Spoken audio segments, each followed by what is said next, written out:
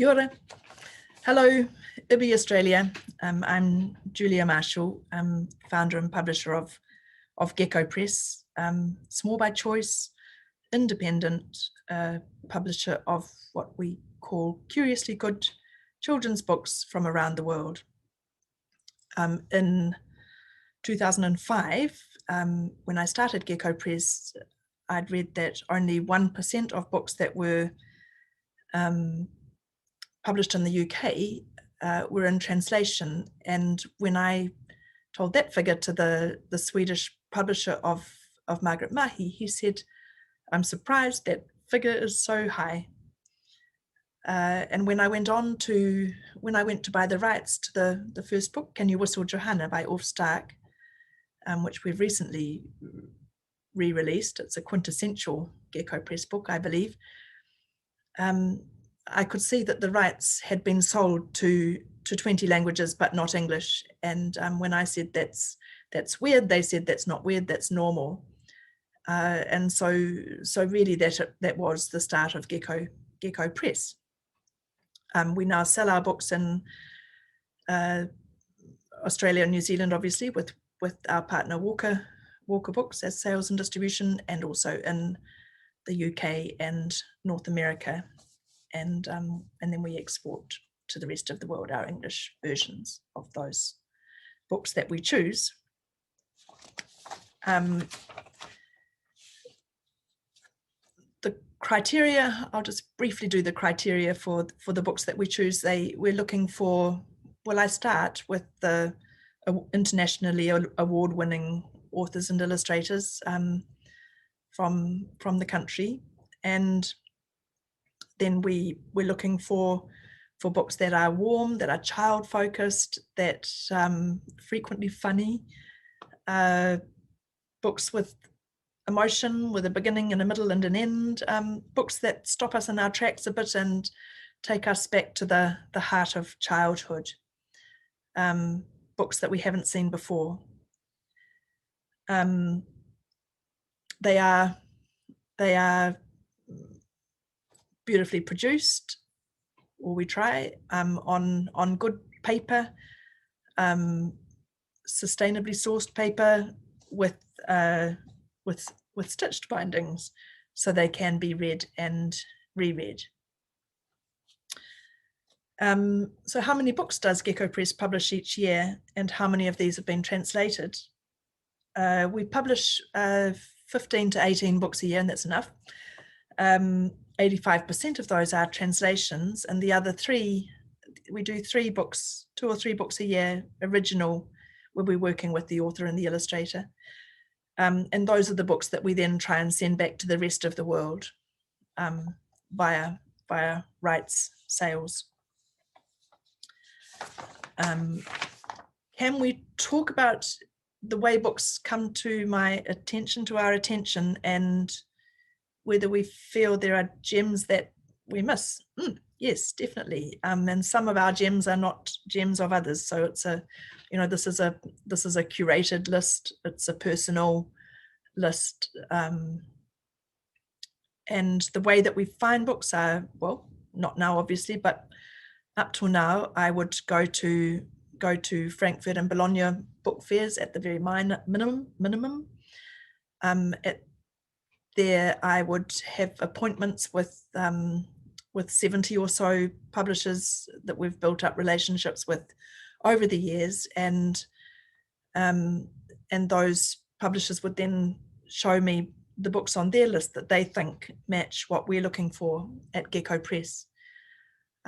Rachel comes with me now to Bologna when we can, because that process of both of us looking and discussing, we discuss with the rights person, the rights seller or the publisher.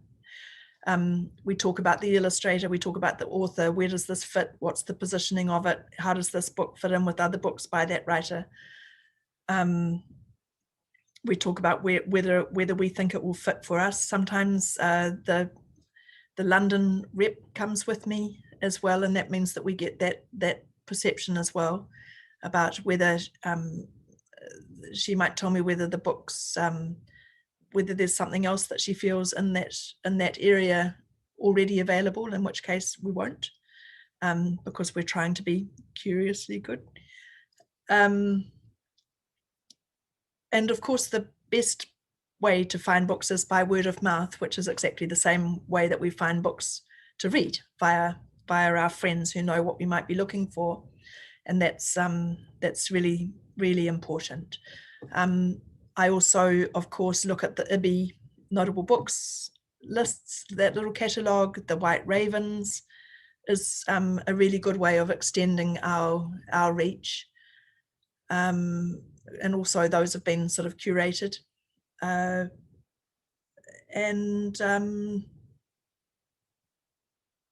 I also look at the catalogues of the publishers whose books I'm looking to buy rights from, but they're also often publishing translations. And that's another really good way of seeing what books they're finding that we might have missed. Of course, we don't know that a book's going to be really good until we have published it, until we see whether it strikes a chord with the readers and resonates. And the really best ones are the ones where it is successful in each of our 4 main markets, because then we know that we really have a book that is that's kind of a humanity wide-ranging, that reaches many.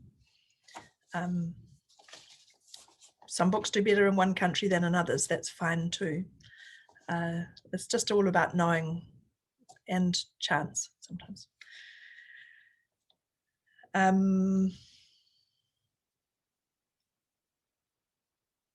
What is the process of working? The most important thing for you, probably, what's the process of working with a book in translation, and does that differ from producing a book from scratch? Well, absolutely, it is a different process.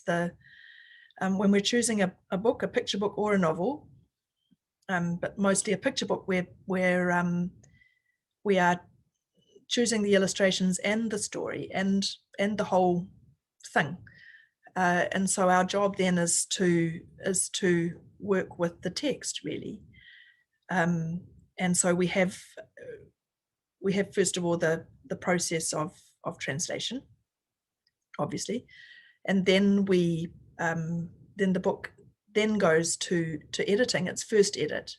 And this is an editing, we work often with Penelope Todd, who's a really good writer in her own right. And so she's not editing in the normal way for structure or for character development or for plot or for gaps and unresolved issues, because that should have been dealt to. That's why we've chosen the book, because all of that's been done.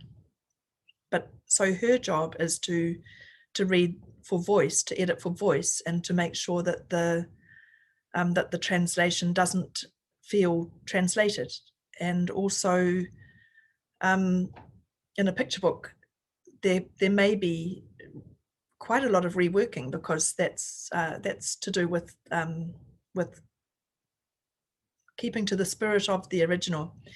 And that means that if there are puns in the original book, then there must be puns in the translation. If there's humor in the original book, then there must be humor in the translation. And if the original book rhymes, then it's going to probably work the best if it rhymes in the translation.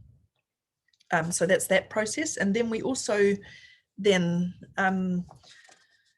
one of your later questions is, do we do different editions for America and all of that, and the UK? Do we do a British English and an American English version? And the answer is no. We now try to do a single edition, because it's just too hard and too expensive to have different ISBNs, different books in different parts of the world, all trying to get the right ones in the right place when you need them. And we've discovered through the process of trying to create a single edition that that while it is a constraint, it is also a discipline. And we have many examples of times when the book has become a better book, because we've had to stop and think. And I think an example is I Am So Strong by Mario Ramos, where we had, in the British English edition, we had Miserable Gherkin, and the Americans didn't know what a gherkin is, and so it was going to come back as Miserable Pickle. And I think that was before I said didn't feel so good to me, and then she came back again. The American editor came back again and suggested Miserable Gizzard, which I think is great. And so that can happen in that process of editing. So we do translate, edit, and then we, for a picture book especially, do, but also I have been known to read aloud a novel. So once the book is in layout, then we have office read aloud, and that's when you can really hear, and different ones of us read so that we can hear, because we don't all put the emphasis on the same syllables or whatever. But that is a really important part of the process of getting the book so that it sounds natural and written as if it was written in that language, in English. So that's that part. Translate, edit, read aloud, and then we also are contractually, by contract, we're contractually obliged to send the book back to the original publisher, and they may then have questions about some of our choices. It's an art, obviously, translation, and so we go through. We might say that the reason why we didn't translate, for instance, the Donkeys, the first book I really published, it had Mr. and Mrs. Donkey in the German, and we translated that as Jack and Jenny.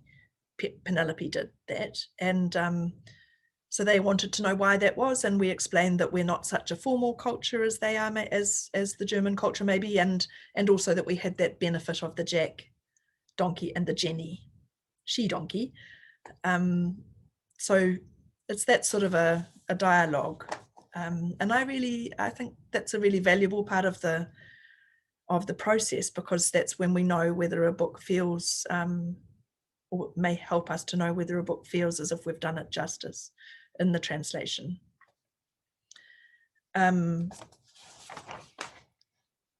Somewhere there was a question about whether some books are hard to translate or not, and some books are, and you can always hear it too. Another way of knowing whether we've got a translation right is to actually listen to the original being read aloud.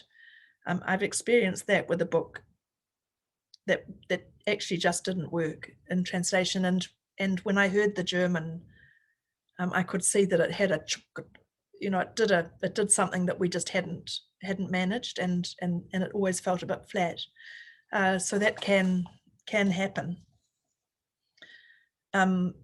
Rachel's written me a note about sometimes that we might make a decision to keep or change the cover, depending on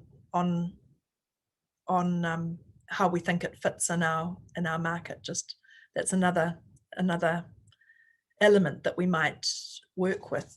Sometimes the European, for example, might be quite restrained, and so she might feel that's running a risk of getting lost. But we run a balance of trying to keep the foreignness of our books, because we don't want them to blend in, because we've chosen them because they don't.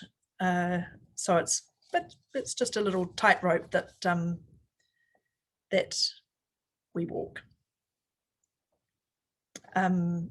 We might also change a format occasionally, if we think that, and that's usually an age question. We might change a book from a board book to a picture book to give it a wider age range sometimes, or make it bigger for that, or sometimes some of the books that have a lot of text, picture books, we might even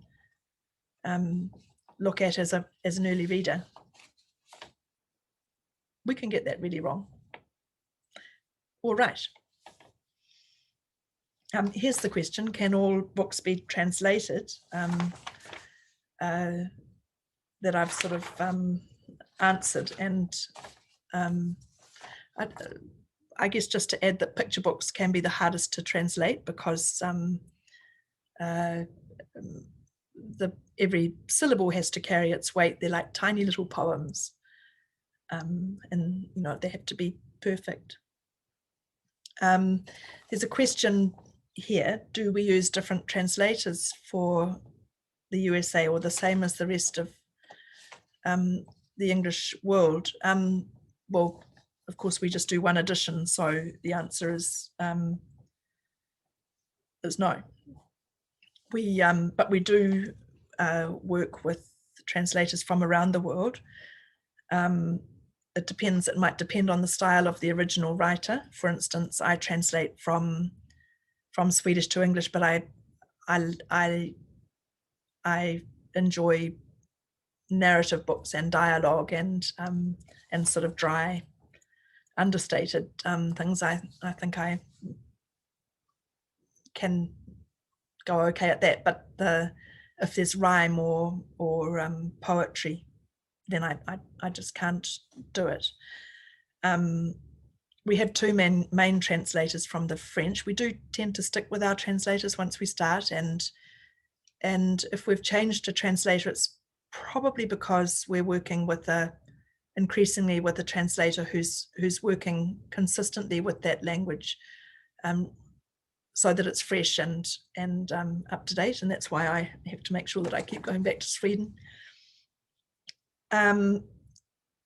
We have one translator from the French, Daniel Hahn, who is very good at, he's just received an OBE for services to translation, and he is very good at wordplay and rhyme and unexpectedness. And then we also work with Anthony Sugar, who lives in America, and he's very good at tone and the delicate, a very delicate sense of tone and humor he is great at. And we also now translate some of our best loved books into Te Reo Māori, which is another issue altogether, because obviously it's not our language.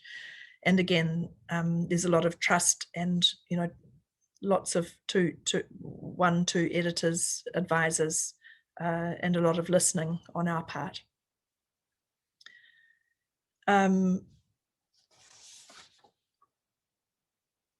Do books come from unexpected countries and languages, as well as the more mainstream ones that where books are coming into English? Well, the most unmainstream language that we have, I guess, is Latvian, and that was found by word of mouth. And to find those books, it really that is really the best way for me to find them. That's how we found Migrants, for example, from Peru. I have an affinity with the books from Japan and Scandinavia and France, Finland, obviously part of Scandinavia. Also from Taiwan, where I go to that book fair a bit, and but in the end, our list is small, and so to get those new countries, we have to rely. It can take time to really look into the country and to see who are the best, not the best, but who are the publishers of the books of the kinds that we're looking for, and who are those writers and illustrators that sort of feel Gecko Press, and often that aren't being published by other publishers, because that makes them off. That means they're not. We like to be bringing them into English for the first time if we can.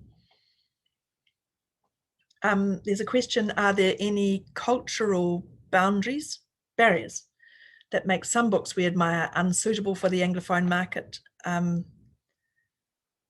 some countries have a different aesthetic than ours. I think sometimes that's some countries have a very long history of picture book or a long visual tradition. Italy, Iran, Russia, and East Germany, Poland. Those countries have a possibly more a sophisticated understanding of illustration. Their illustrators spend 5 years at art school before they even sort of come out, and so sometimes sometimes they can be quite sophisticated for us. There's in Europe and in Iran again, there is perhaps more text in the picture book than what we now accommodate in our Anglo-Saxon culture, where we're kind of down to 250 words, I think I hear sometimes, but our parents prefer, I think, sometimes a shorter book. And I guess in some parts of the world, in some of the books of German books, the Swedish books, there is an understanding that children can be up for a bit more. That we in I talk quite a lot about this, about the idea for us in Anglo-Saxon culture that childhood is a time of innocence, and that we should protect, and of course, but I guess what we're looking for in our books is a well-rounded sense of emotion, where you can have fear and sadness and funny, everything. We try to avoid the sort of the saccharine books, or the things where things operate at one level only. I love the books where there is more and more to discover. The more you read it, the more you look at it. And we have, of course, published some books that some people consider completely unsuitable for children, such as Duck, Death and the Tulip, which was controversial when we published it some 10 years ago, and is still one of our best-selling books. And Tell Me, we published a couple last year, I think, year before, very frank questions from children in Germany, actually 8-year-olds, about sexuality and sex and puberty. And there was a lot of discussion about the appropriate age for this title, because we thought, even because they had it for 8-year-olds, and we were sort of thinking 12-year-olds was what we were hearing from our sales people and parents. But when we actually came to work with the book, it actually turned out that the 8-year-olds it's the perfect age, because they haven't yet sort of got all hormonal and embarrassed, and they're still quite open and curious and think it's all a bit funny and not too bothered about it. So, what time is better than that? And it's better, we think, to equip the children with some of the knowledge that they might need when they go out into the world, rather than waiting until something bad happens and then trying to patch it up. And possibly, I think the other difference is that we might, in our part of the world, have a tendency now to rush children out of picture books and into chapter books. I don't know what that is, but and again, in some of those older, well, obviously Anglo-Saxon is an old culture, but in some parts of Europe and in Iran, then really the picture book is seen as a you don't grow out of it at the age of 5, certainly. And I'm also thinking a bit at the moment about what our own culture that we bring to the books. That's another element, isn't it? And that's because I saw I watched Darren Joseph, who at a picture book symposium where he presented on wordless books. He had given one of our books, Migrants, to a family of children fluent in Te Reo Māori, and they were left to their own devices with the book. And that was very interesting. They identified that the blue ibis, which in Egyptian mythology is can move between realms and past and present. They thought that probably was a pukeko, a flightless New Zealand bird with red legs, blue, completely different size, but they didn't bother about that. And then they thought that the figure of death, who again is accompanying the refugees as they cross to their new, across the pain, the desert, to the new country of hope, hopefully. They thought that the figure of death accompanying these animals, dressed individually so that they can be seen as individuals, they thought this must be Hine Nui Te Pō, which is the great woman of night who in Maori legend receives the spirits of humans when they die. And so that was really interesting to see the different ways that you can bring your own self and your own culture to a book, to a picture book, and that's just an added richness, I think. And now there's a question about art styles, and that some years ago there were styles of art that were considered too Eastern European. Well, I think that's that question of sophistication and norms, I guess, that although we would say that we're looking for unsameness, we're also really, we don't want to easily cross that boundary into what we would consider adult. So we really like there to be a very strong child perspective, even in a tough topic.